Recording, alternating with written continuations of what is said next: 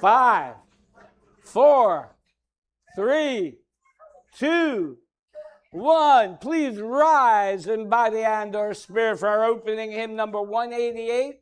We'll sing it through once, and then this side, follow Catherine. You're doing one, or am I doing one? You're doing one. And then this side, we're going to go through it twice. We'll just try this round, my first time back in a while, so let's go for it.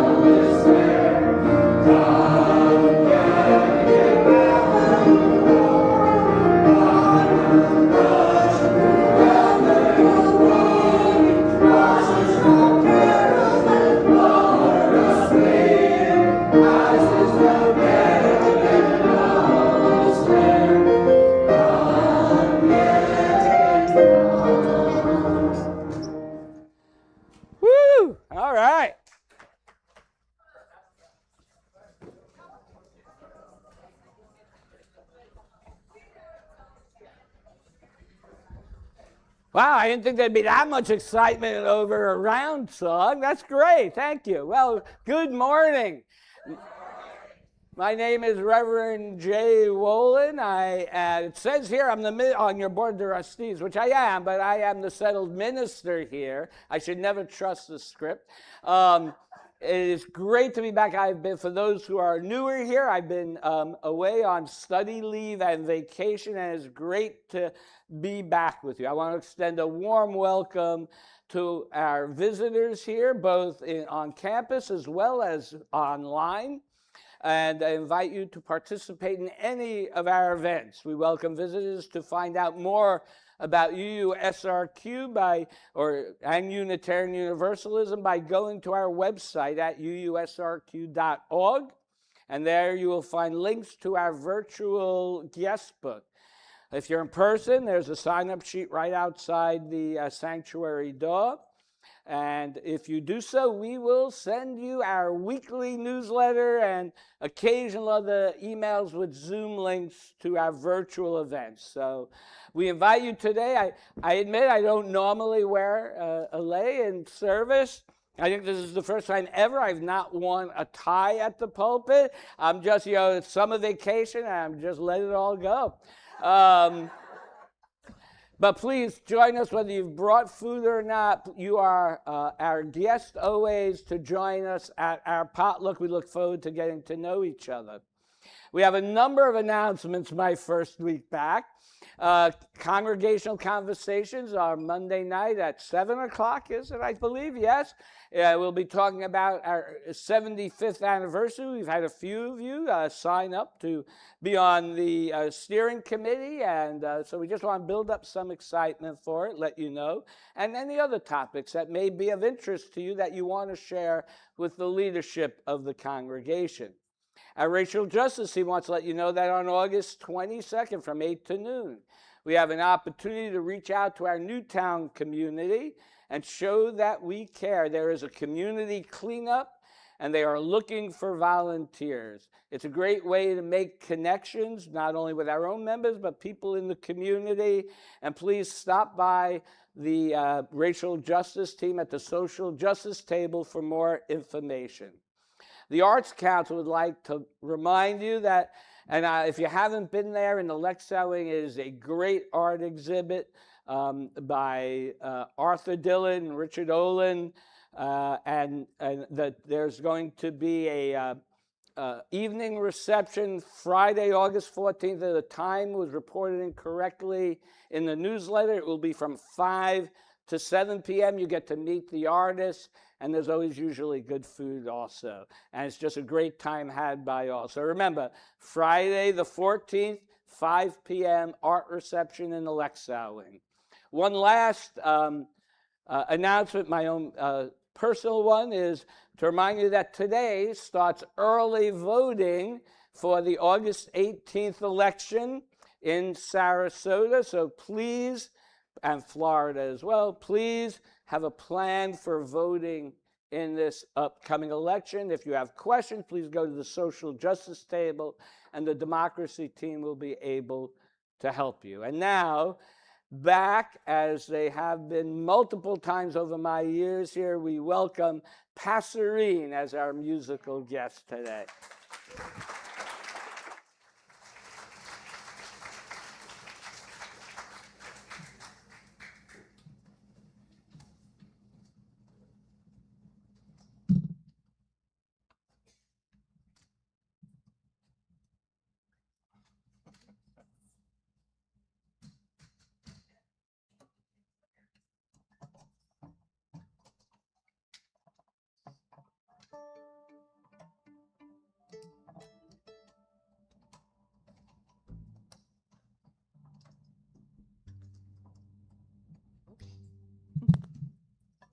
A lot of angles to shuffle through here.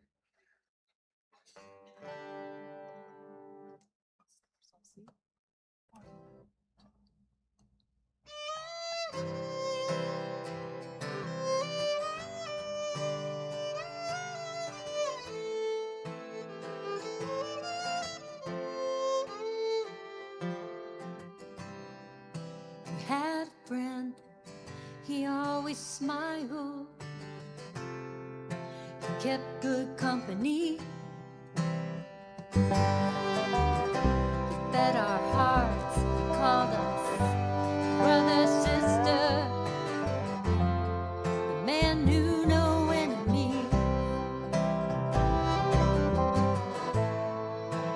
If you ever needed him, he was just a call away. Tell you he's so proud of you, and he'd say, welcome home, the door is always open, we're so glad you made it, bring your love inside, we'll tell stories, be grateful for this bounty, raise our glass to heaven. Thank you for this time.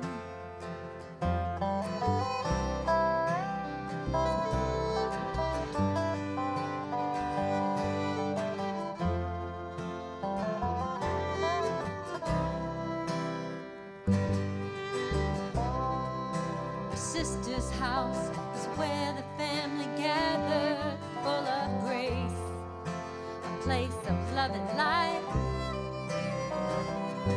Shared stories, food, conversation, quiet joy, shared by firelight. If you ever needed her, the home she made was always there.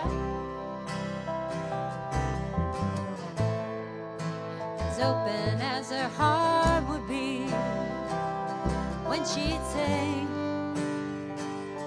welcome home, God is always present, he'll take your burdens, he'll ease your mind, know God loves you just as I do, my good and faithful servant. Thank you for this time.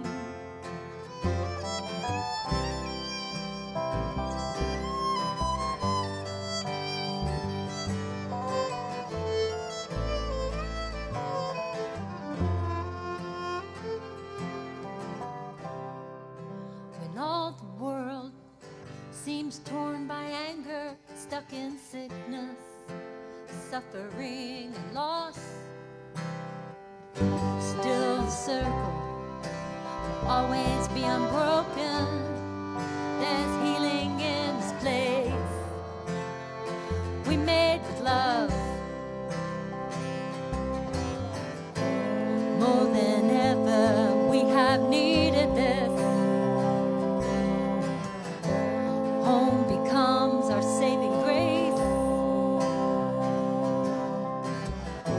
We learn to treasure every moment here as we sing, welcome home. Our door is always open.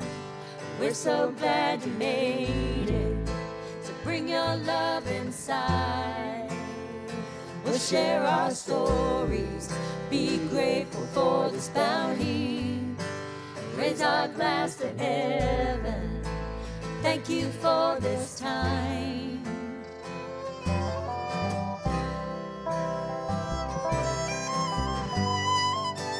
Thank you for this time.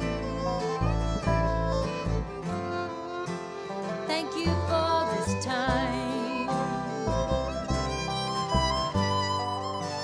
Thank you for this time. And welcome home.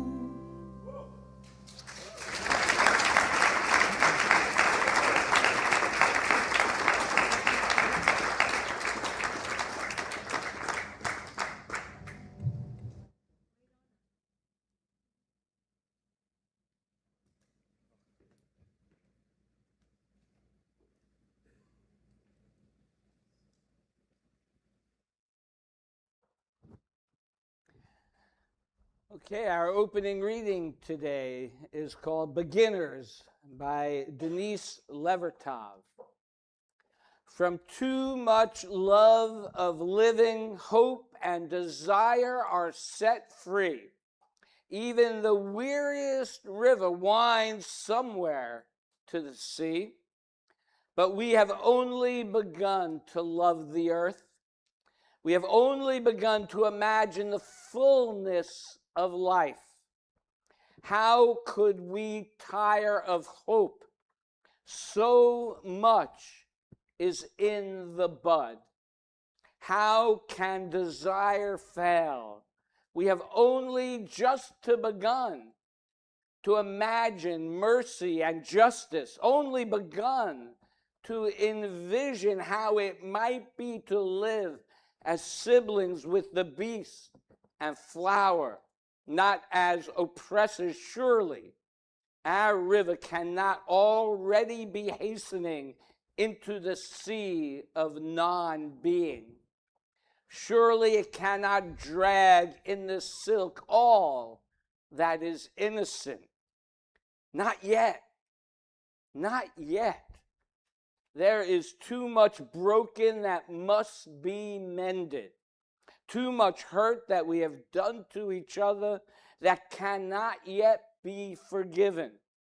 We have only begun to know the power that is in us if we join our solitudes in the communion of struggle. So much is unfolding that we must complete its gesture. So much is still in the bud. Please join me now as we light our chalice. The words, we will be affirming our value of generosity. The words will be on the screen behind me or in your order of service. We cultivate a spirit of gratitude and hope.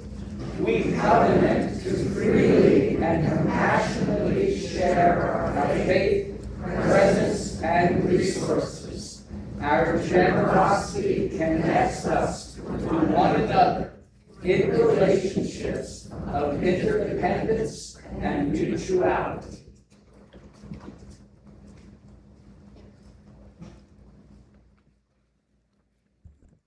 Good morning, everyone. Thank you for showing up with your tropical attire. This was a gift from my Hawaiian daughter-in-law, so it did come from Hawaii today. So today's story is The Perfect Fit by Amy and James Jones. This is Triangle. Triangle loved rolling with the circles, but sometimes she felt a bit different. The circles didn't mind when Triangle accidentally bumped into them, but Triangle did. She felt like she was getting in their way. So she decided to find somewhere that she could truly belong. And just around the corner, Triangle discovered some squares. "Come play with us," the squares said. So the Triangle did. And they played all sorts of games, and it was brilliant.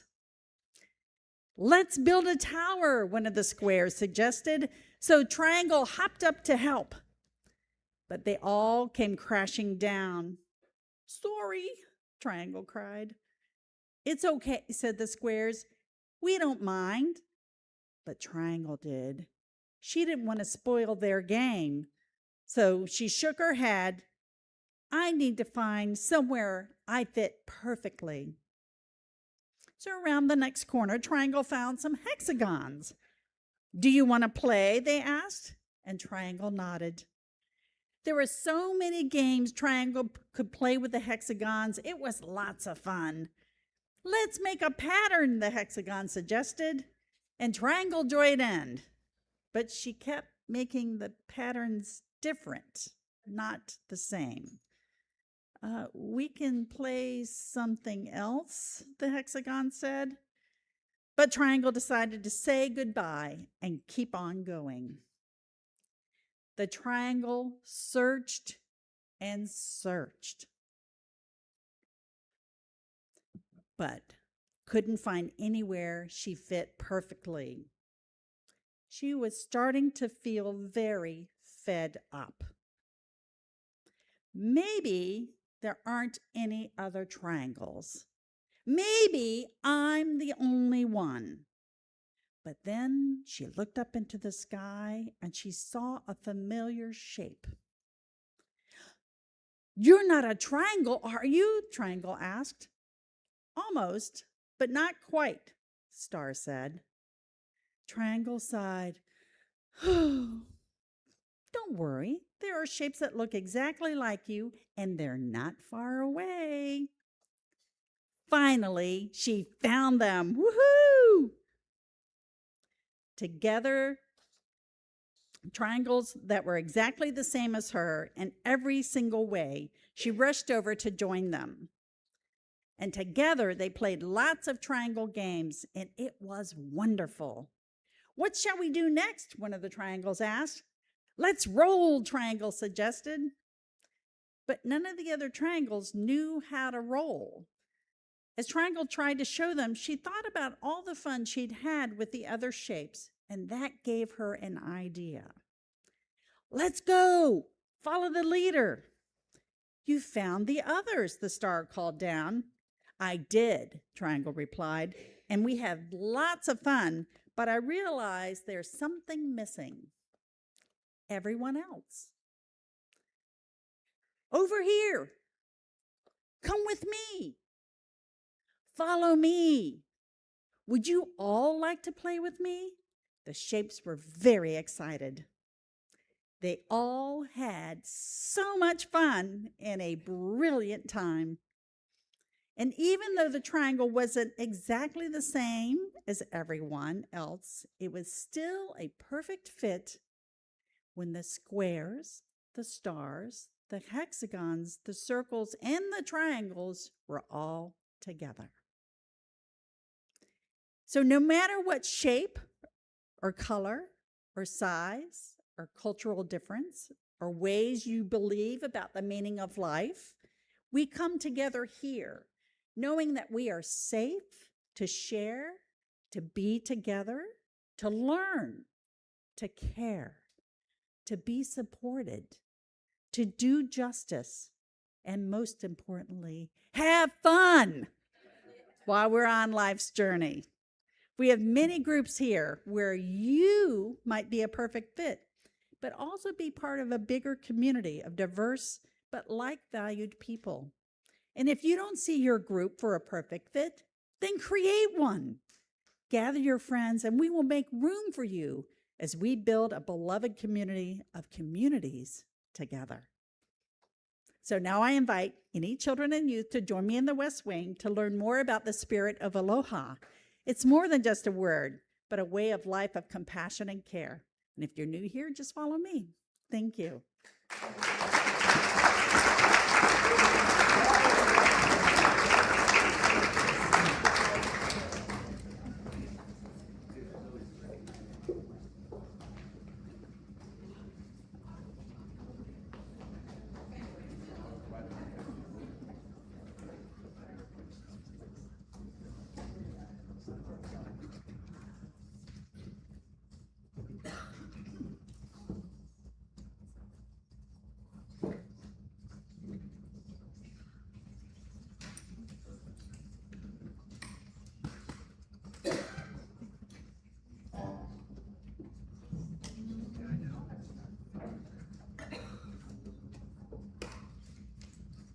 Nothing like a little Tom Waits on a Sunday morning, eh?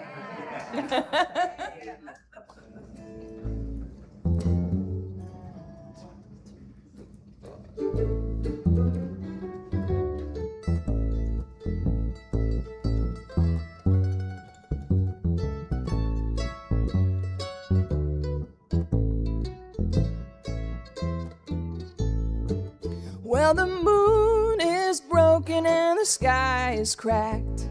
Come on up to the house, and the only thing to see is all that you lack. Come on up to the house, and all your crying won't do you no good. Come on up to the house, so come down off the cross, we could use the wood. Come on up into the house. You gotta come on up into the house. Come on up into the house. The world is not my home, I'm just passing through. Come on up into the house.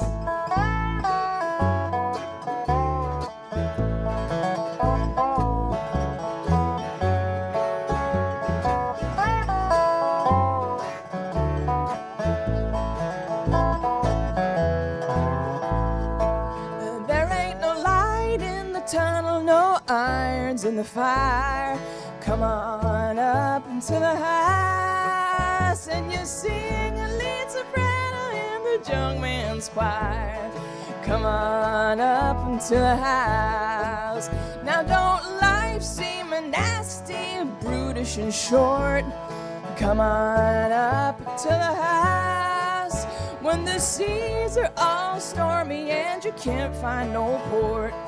Come on up to the house.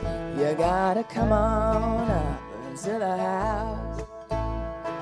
Come on up to the house. The world is not my home, I'm just passing through. Come on up to the house.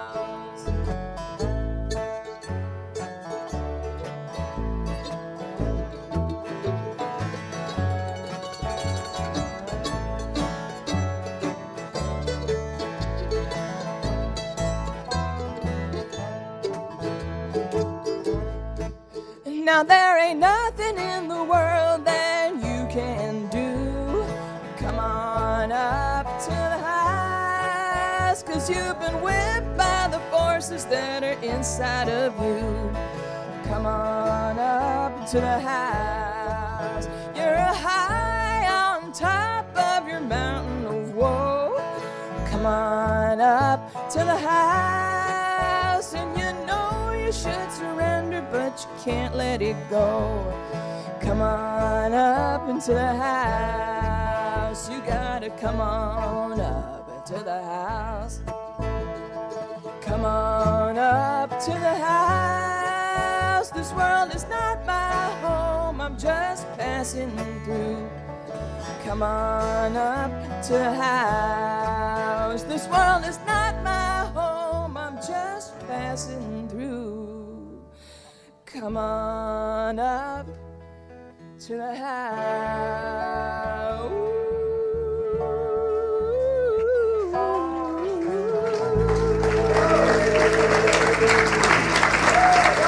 Thank you.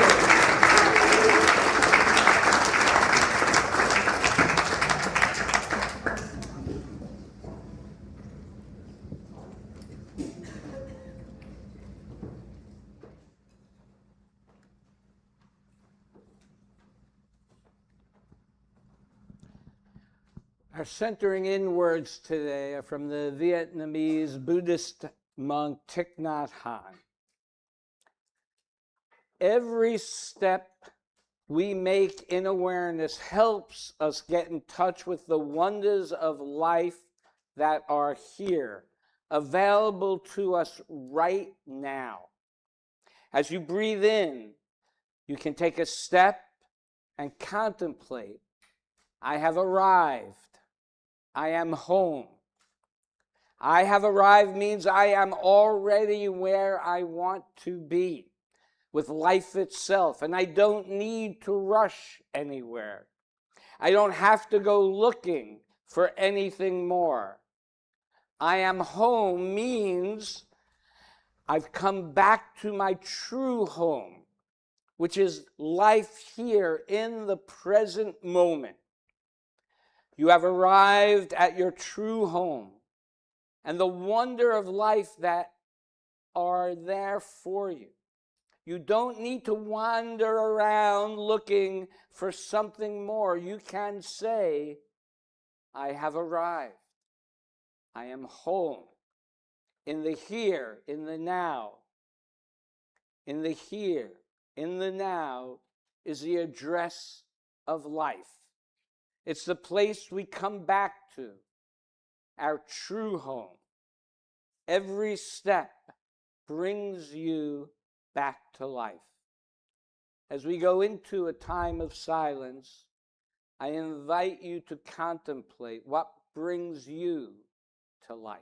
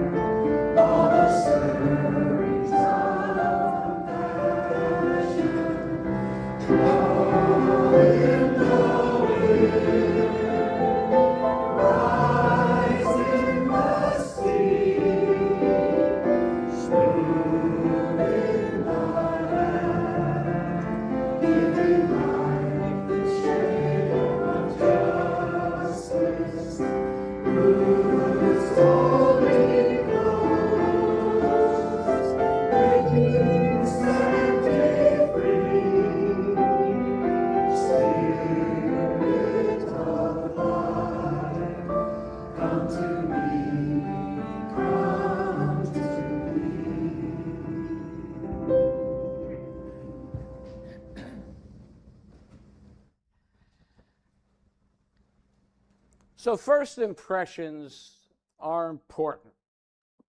Ongoing relationship building is more important, but you may not get the opportunity for ongoing relationships if you do not make a good first impression. And sometimes we can be informed by a negative experience to teach us how to have a positive experience.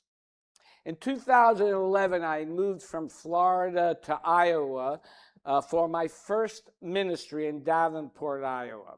And other than the interview with the congregation, I had never stepped foot inside of Iowa before that. But now I have made it to about 45 of our 50 states. But the first week after I moved there, I received a call from the Welcome Wagon. Now, there are some, Welcome Wagon was created probably way back in the Old West when there were wagons that came through, right? But it was created to greet people who are new to a community, to try and convince them to stay in the community. And by the time I had moved to Davenport, the Welcome Wagon came via a telephone call. By the way, I want to point out I have not received the Welcome Wagon yet from Sarasota. You are all my Welcome Wagon. But anyway, the call wanted to know if I would like a package of information about Davenport that would include coupons and discounts on many items. And then, just being curious, or perhaps my ministerial instincts kicked in, I asked the caller how long they had lived in the area. Well, they then launched into about a 20-minute nonstop diatribe about everything they hated and everything that was wrong with Davenport and the surrounding area. And then they ended with assuring me that their family situation forced them to be there and how much she wished she could still be in Chicago, which was about 2 hours away. You can't make this stuff up. So the first, I'm just going to say this person was probably not the best person to be doing the Welcome Wagon. But I was left wondering why this person was working for Welcome Wagon, right?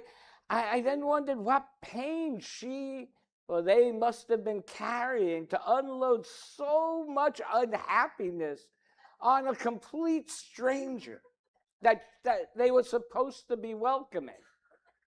They were welcoming me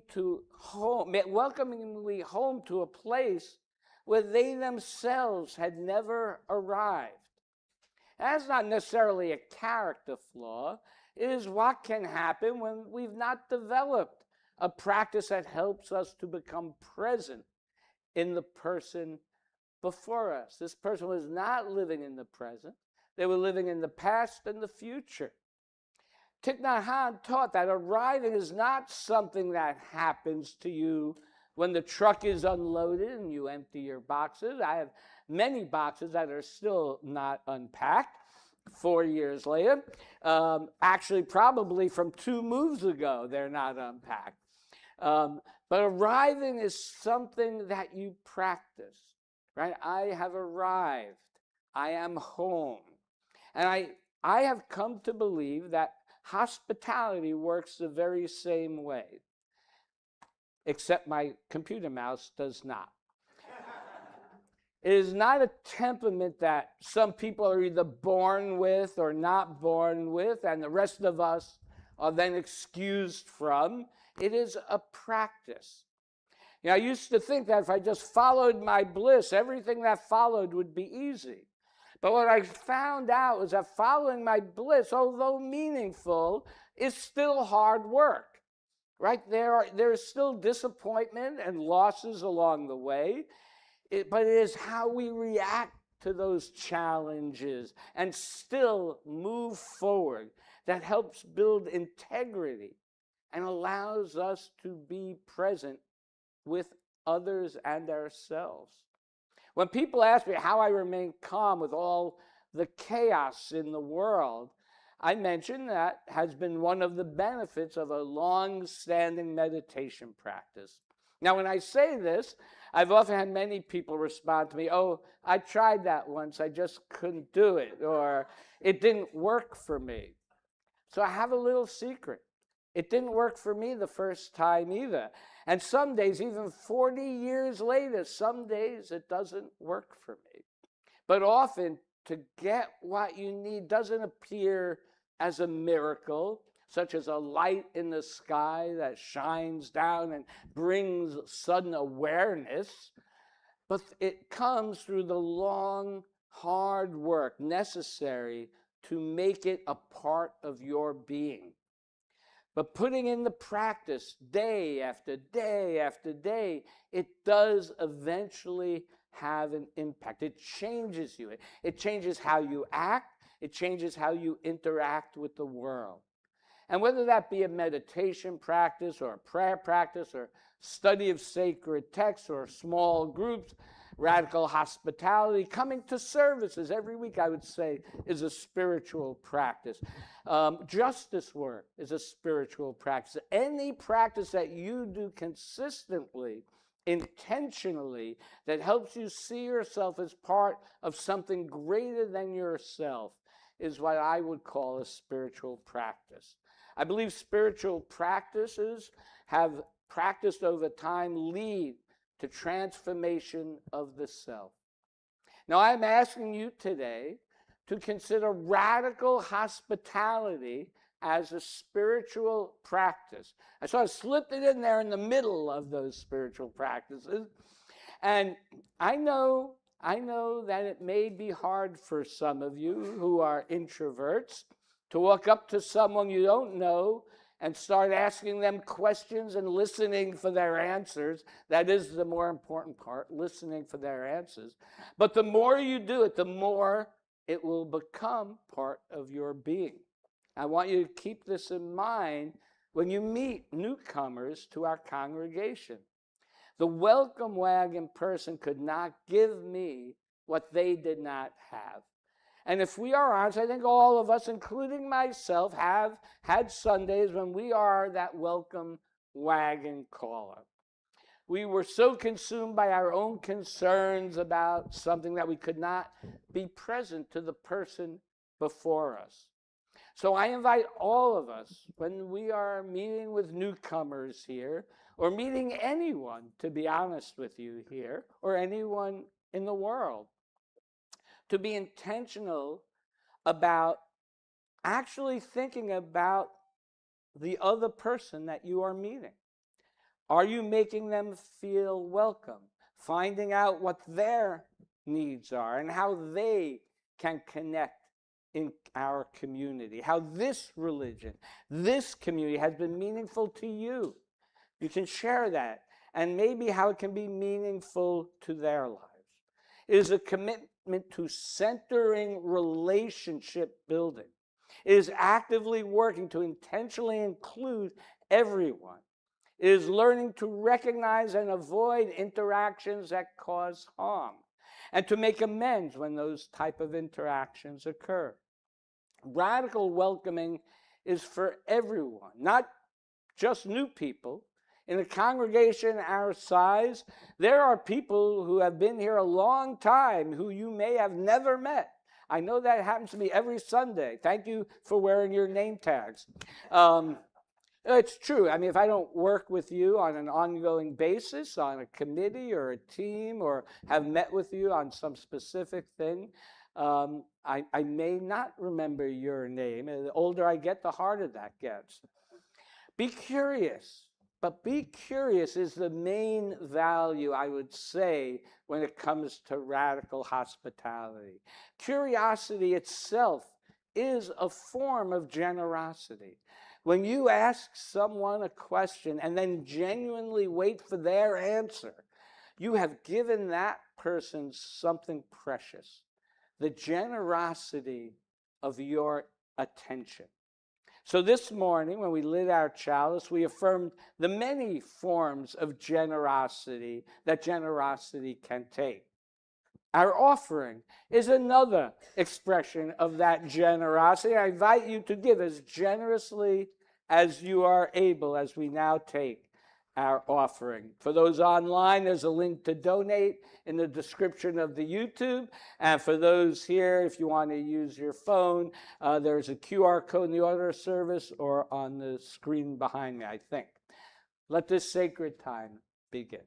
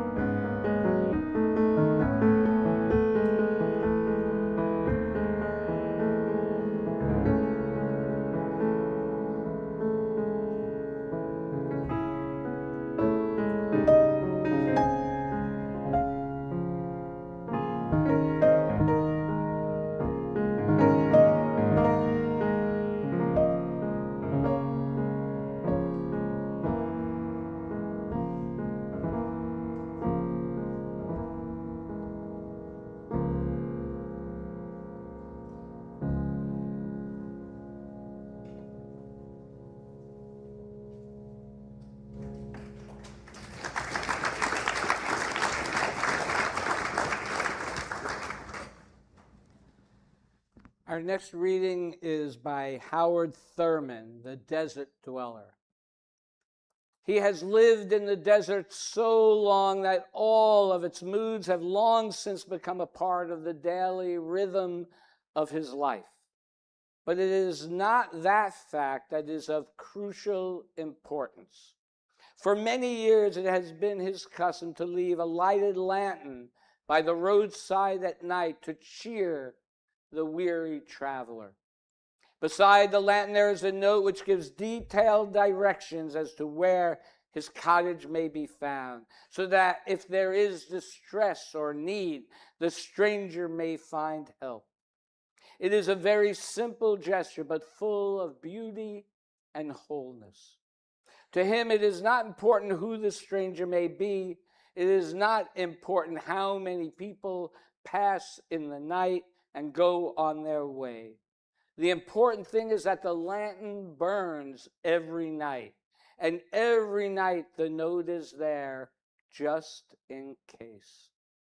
Years ago, walking along a road outside Rangoon, I noted at intervals along the way a roadside stone with a crock of water and occasionally some fruit. Water and fruit were put there by the Buddhist priests to comfort and bless any passerby. One spiritual salutation to another. The fact that I was a traveler from another part of the world, speaking a strange language and practicing a different faith made no difference. What mattered was the fact that I was walking along the road. What my mission was and who I was all irrelevant. In your own way, do you keep a lantern burning by the roadside with a note saying where you may be found, just in case? Do you place a jar of cool water and a bit of fruit under a tree at the road's turning to help the needy traveler? And now, our need for beautiful music continues with Passerine.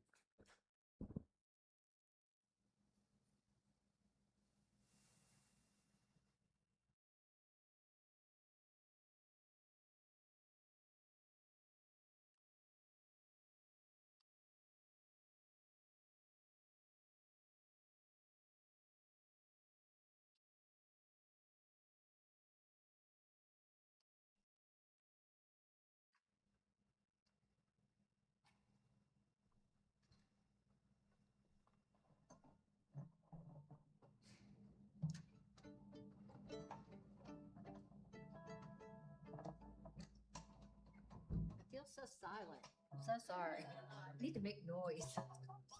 Not my nature to be so quiet. Just ask them.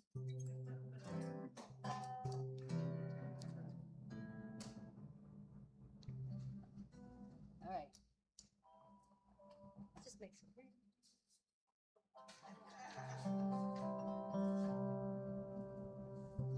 All right, David, you ready?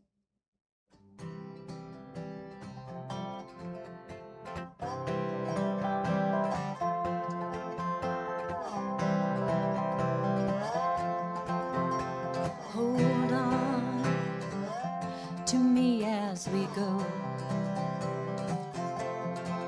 as we roll down this unfamiliar road. Although this weight is stringing us along, just know you're not alone. I'm gonna make this place your home. Settle down, it'll all be clear. Don't pay no mind to the demons that fill you with fear. The trouble, it might drag you down. If you get lost, you can always be found. Just know you're not alone. I'm gonna make this place your home.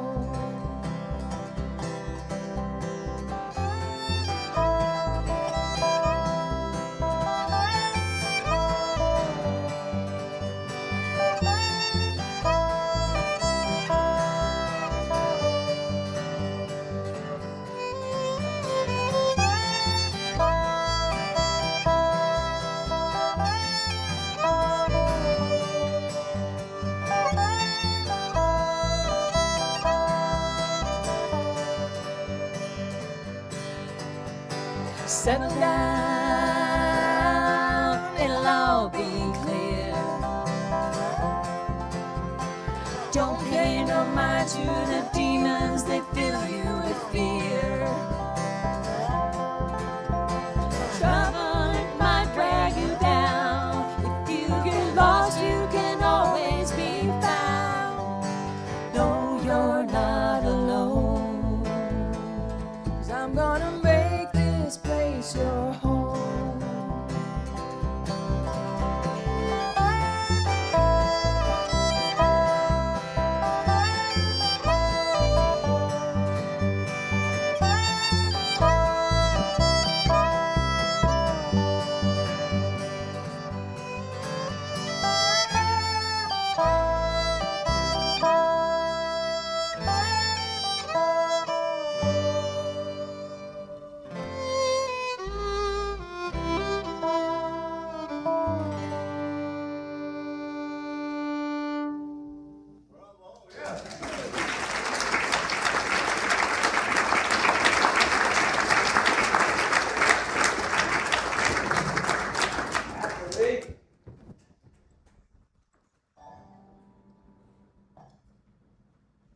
You're always welcome in our home. So Howard Thurman's Desert Dweller lights the lantern every night, whether anyone comes or not. Does not matter to him who walks the road. Well, 3,000 years earlier, a man sat in the door of his tent in the heat of day, watching and waiting. I can think of no better story to exemplify radical hospitality than Abraham in the Jewish scriptures. Genesis chapter 18, and I quote, "The Lord appeared to Abraham, and Abraham was sitting at the entrance of the tent as the day grew hot.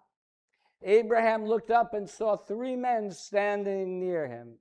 And as soon as he saw them, he ran from the tent entrance to meet them, bowing down to the ground. 'My lords, if it please you, do not pass your servant. Let a little water be brought and bathe your feet and recline under the tree. Let me fetch a morsel of bread that you may refresh yourselves,'" end quote. And then Abraham has his wife and servants. We won't get into the whole patriarchal nature of that. But he has them pull out all the stops to make an enormous effort to serve these visitors a large meal. Now, I thought this short vignette had so many interesting potential meanings. I'm just going to touch on a couple. So just as God appears to Abraham, Abraham basically ignores God, jumps up and walks away to offer visitors hospitality. And in the Talmud, the collection where the rabbis debate the meaning of the Jewish scriptures, it states, welcoming guests is greater than receiving the divine presence. Not equal to, greater than. 3 people appear in the heat of day, and Abraham does not ask who they are, where they come from, or what they want. Abraham skips the appraisal entirely. He does not decide whether these are people worthy of a big meal. Like Unitarian Universalism, all are worthy. And he runs to offer them hospitality. I think an even deeper question is the one raised by the medieval Jewish commentator who asked, why was Abraham sitting at the door of his tent? And medieval Jewish commentator Rashi, drawing upon earlier Midrash, answers that Abraham was watching for strangers so that he could welcome them as soon as they appeared. Another tradition imagines his tent is open on all 4 sides, ready to receive travelers coming from any direction. Abraham did not merely welcome those who happened to appear at his door. He practiced being on the lookout for people who need hospitality. Right? So I would ask the same of all of us. Let us actively be looking for people who are seeking a meaning-making religion, people who are looking for respite from a chaotic world, people who are looking for inspiration about how to be in community and how to build a multicultural, multi-generational community. In the biblical stories prior to this one, Abraham had talked to God extensively, and Abraham left his homeland at the direction of God and had agreed to follow God's various covenants and for himself and his descendants. As well, at the end of the passage, God starts talking to Abraham again, as if nothing unusual had happened. This tells me that radical hospitality is what God expected of Abraham. That is the message of that story. Now, I suspect some of you felt something tighten within you. Maybe when I said go looking for people, or maybe when I said God multiple times in the last few. Because a number of us came to this religion precisely because we rejected being proselytized with an agenda. So let me be clear about what Abraham does when he finds people. He offers them water. He offers them shade. He offers them a meal. He does not ask them what they believe. He never once mentions his covenant. He is looking for travelers, not converts, right? So being a non-creedal community of seekers here, our goal is not to force our ideas on newcomers. Our goal is to be hospitable. Our purpose is to create a community in which people are welcomed, respected, and given room to seek meaning in ways that are authentic to them, right? Like the triangle and the square and the circle, right? They all had their own authentic ways of doing things, and yet they found ways to be together as well, right? So, and I will say this, if our way of making meaning in the world through religious community does not resonate with the newcomer, and we are hospitable, they will not stay. And that is okay, and it has to be.